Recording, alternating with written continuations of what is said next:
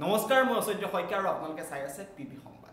এতিয়া খিলঞ্জীয়াৰ ভূমিত হাতুৰা লাগিছে অনা অসমীয়া। বনিয়া গোষ্ঠীৰ চকু পৰিছে এতিয়া খিলঞ্জীয়াৰ ভূমিত।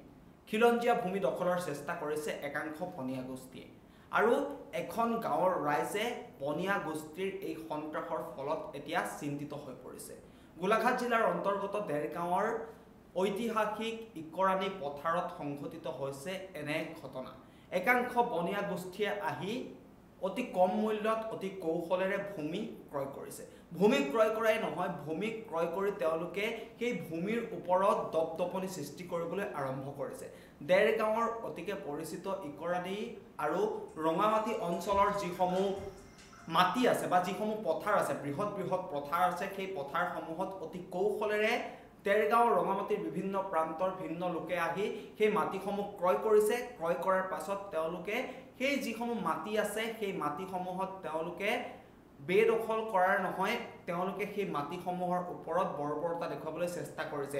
সেই যিটো পথ আছে দেৰগাঁৱৰ গেলাবিল নদীৰ কাষৰ যিখন পথাৰ, কাৰণ সেই পথাৰখনৰ কাষতেই আছে গেলাবিল নদী, আৰু সেই যিটো ৰাস্তা আছে ৰাস্তাৰ কাষৰ যিসমূহ মাটি সেই মাটিসমূহ অনা অসমীয়াই অতি কম মূল্যত অতি কৌশলেৰে দখল কৰিছে। আৰু যি সেই কালভাৰ্ট আছে, যি কালভাৰ্টেৰে, কাৰণ বাৰিষাৰ সময়ত সেই পথাৰসমূহ পানীৰে উপচি পৰে আৰু সেই কালভাৰ্টসমূহৰ জৰিয়তে পানীসমূহ ইটো পাৰৰ পৰা সিটো পাৰলৈ যায়। কিন্তু কালভাৰ্টৰ সন্মুখতেই এজন ব্যক্তিয়ে মাটি ক্ৰয় কৰিছিল আৰু সেই কালভাৰ্টৰ সন্মুখতে তেওঁলোকে বাউণ্ডাৰী মাৰিবলৈ এক প্ৰকাৰৰ প্ৰচেষ্টা চলাই আছে, পৰিকল্পনা কৰি আছে। যদিহে সেই যিটো কালভাৰ্ট, সেই কালভাৰ্টটোৰ সন্মুখত যদি তেওঁলোকে মাটি পেলাই বা সেই কালভাৰ্টটোৰ সন্মুখত যদি তেওঁলোকে বাউণ্ডাৰী তৈয়াৰ কৰে, তেন্তে সেই কালভাৰ্টটোৰে পানী অহাত অসুবিধা হ'ব আৰু যাৰ ফলত যি ইকৰাণী গাঁওবাসী পানীৰ তলত বুৰ যাব, কাৰণ এক ভয়ংকৰ পৰিস্থিতিৰ সৃষ্টি হ'ব। কাৰণ প্ৰত্যেক বছৰ বাৰিষা কালত সেই অঞ্চলটোত পানীৰ সৃষ্টি হয়, পথাৰসমূহ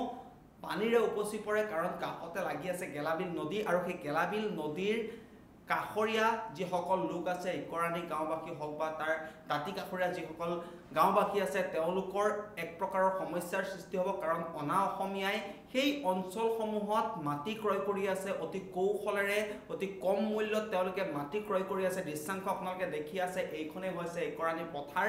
ইকৰাণী আৰু মামৰণি যিসকল লোক আছে তেওঁলোকে চিন্তিত হৈ পৰিছে, কাৰণ ইকৰাণী পথাৰত আহি দেৰগাঁও আৰু ৰঙামাটিৰ বনিয়া গোষ্ঠীয়ে হাতুৰা লগাইছে বুলি ক'ব লাগিব। কাৰণ তেওঁলোকে এক প্ৰকাৰৰ দপদপনিৰ সৃষ্টি কৰিছে, যাৰ পৰিপ্ৰেক্ষিতত সেই গাঁও অঞ্চলৰ যিসকল জনতা আছে তেওঁলোকে এক প্ৰকাৰৰ চিন্তিত হৈ পৰিছে।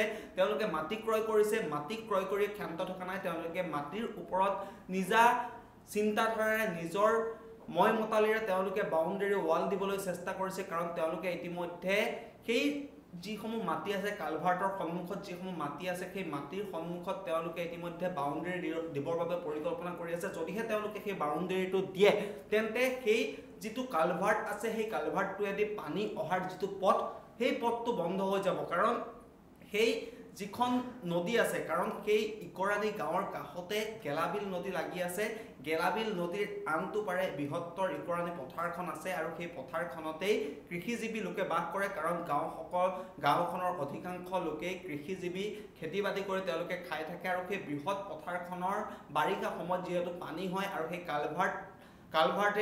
কালভাৰ্টটোৰ জৰিয়তে সেই পানীসমূহ এখন পথাৰৰ পৰা আনখন পথাৰলৈ গৈ নদীত পৰেগৈ। কিন্তু সেই কালভাৰ্টটোৰ সন্মুখতে যদি তেওঁলোকে যিটো বনিয়া গোষ্ঠীয়ে আহি যিসমূহ মাটি তেওঁলোকে ক্ৰয় কৰিছে, যদি তেওঁলোকে সেই কালভাৰ্টৰ সন্মুখত দুমুখীয়া এটা কালভাৰ্ট আছে, সেই কালভাৰ্টটোৰ সন্মুখত তেওঁলোকে মাটি ক্ৰয় কৰিছে আৰু এই মাটি অতি কৌশলেৰে তেওঁলোকে ক্ৰয় কৰিছে। আৰু ইমানেই নহয়, পূৰ্বৰে পৰা তেওঁলোকে পৰিকল্পনা কৰি আছে আৰু অনাগত সময়তো অনা অসমীয়াই ইকৰাণী পথাৰ দখলৰ চেষ্টা কৰি আছে।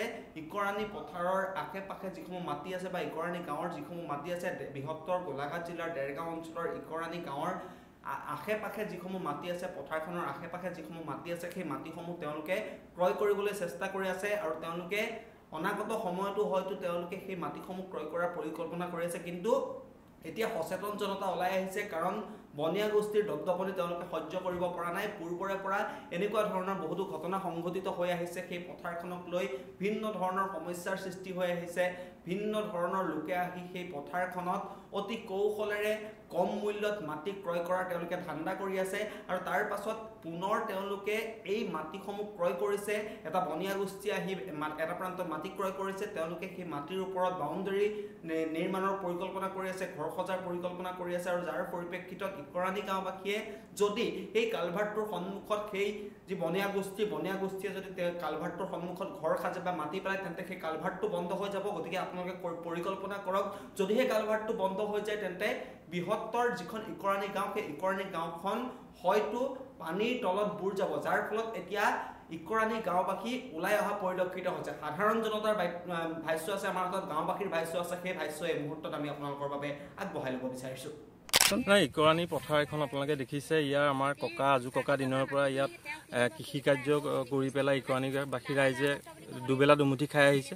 গতিকে এই পথাৰখনত বিভিন্ন সময়ত আমাৰ বণিক গোষ্ঠী অনা অসমীয়াই চকু দি আহিছে। ইয়াত অবৈধভাৱে যি আপোনালোকে দেখিছে ৰঙামাটি অঞ্চলত অবৈধভাৱে যি ইটা ভটা গঢ় লৈ উঠিছে, ফলত প্ৰদূষণৰ সৃষ্টি হয়, কোনো কৃষি কাৰ্য উৎপাদন নহয়। গতিকে এই পথাৰতো তেওঁলোকৰ চকু যে ইয়াত অবৈধভাৱে কাৰখানা নিৰ্মাণ কৰিবলৈ যা যোগাৰ চলাইছে। গতিকে ইয়াৰ পৰাই আমি সকীয়াই দিছোঁ, এই ইকৰাণী পথাৰৰ পৰাই সকীয়াই দিছোঁ ইকৰাণীবাসী ৰাইজে যে অনাগত দিনত ইয়ালৈ আপোনালোকে ৰঙা চকু নিদিব। এইখন পথাৰ আপোনালোকে কোনো অবৈধ কাৰখানা ইয়াত নিৰ্মাণ কৰিব নোৱাৰিব।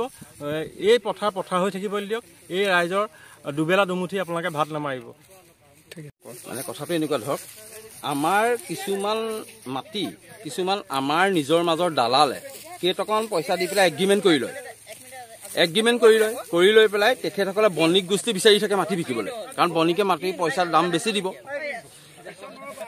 সেই মানুহঘৰে প্ৰকৃত অৰিজিনেল গৃহস্থ ঘৰ যদি পায়ো তেতিয়া তেখেতে মাটি বিকিবলগীয়া পৰা নহয়, কাৰণ তেখেতসকলৰ লগত এগ্ৰিমেণ্ট হৈ থাকে এই দালালকেইটাৰ লগত। তেনেকৈ কৰি আমাৰ বণিকক আমাৰ ইকৰাণী পথাৰ মাটি দি প্ৰায় শেষ কৰিলে। আপুনি চাওক, এইফালৰ পৰা খানি আহিছে, যিমান পোষ্ট আছে দিলীপ আগৰৱালা দুডু বোলা এজন ভায়েক সেইজনে লৈ আছে। আৰু দুডুক ইয়াৰ পৰা সকীয়াই দিছোঁ যে আগত যি হৈ গ'ল আকৌ যাতে নতুনকৈ মাটিত হাত নিদিয়ে। তেওঁক মানে স্পষ্ট মানে বনিয়াৰ কাৰণে নিদিওঁ, কোনো কাৰণে নিদিওঁ, এইটো একদম চিধা কথা।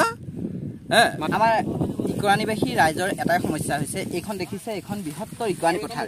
এই পথাৰখনৰ যি কৃষিভূমি, এই কৃষিভূমি বনিয়াৰ হাতলৈ যাব ধৰিছে।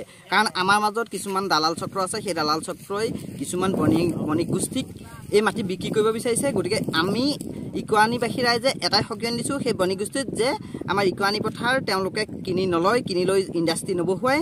আৰু দ্বিতীয় কথা, আৰু আমি দালাল শ্ৰেণীকো কৈছোঁ যাতে তেওঁলোকে এই মাটি বণিক গোষ্ঠীক বিক্ৰী নকৰে। এনেকৈ এতিয়া ক্ষোভ উজাৰিছে গাঁওবাসীয়ে সকীয়াই দিছে যে বনিয়া গোষ্ঠী অনা অসমীয়াৰ দপদপনি অসমত নচলিব। বনিয়া গোষ্ঠীয়ে যি ধৰণে এনেকৈ গাঁৱে ভূঞে গৈ মাটি দখলৰ চেষ্টা কৰি আছে, গাঁৱে ভূঞে গৈ তেওঁলোকে নিজৰ ঘৰ বা প্ৰতিষ্ঠান সজাৰ পৰিকল্পনা কৰি আছে, যাৰ ফলত গাঁওবাসী এক প্ৰকাৰৰ বিপদৰ ফালে তেওঁলোকে গতি কৰি আছে। সেয়ে তেওঁলোকে এনেকৈ এতিয়া গাঁওবাসী ওলাই আহিছে, তেওঁলোকে সকীয়াই দিছে অনা অসমীয়াৰ দপদপনি বন্ধ কৰিব লাগে। আৰু যি অনা অসমীয়াই এনেকৈ ভিন্ন ধৰণৰ প্ৰলোভনেৰে, ভিন্ন ধৰণৰ কৌশলেৰে কম মূল্যত মাটি ক্ৰয় কৰি গাঁওবাসীক এক প্ৰকাৰৰ বিপদলৈ ঠেলি দি তেওঁলোকে মাটি ক্ৰয় কৰি নিজৰ ঘৰ দুৱাৰ সজাৰ পৰিকল্পনা কৰি আছে। এই সমগ্ৰ প্ৰক্ৰিয়াটো এতিয়া বন্ধ কৰাৰ দাবী জনাইছে দেৰগাঁৱৰ ইকৰাণী গাঁৱৰ সচেতন ৰাইজে।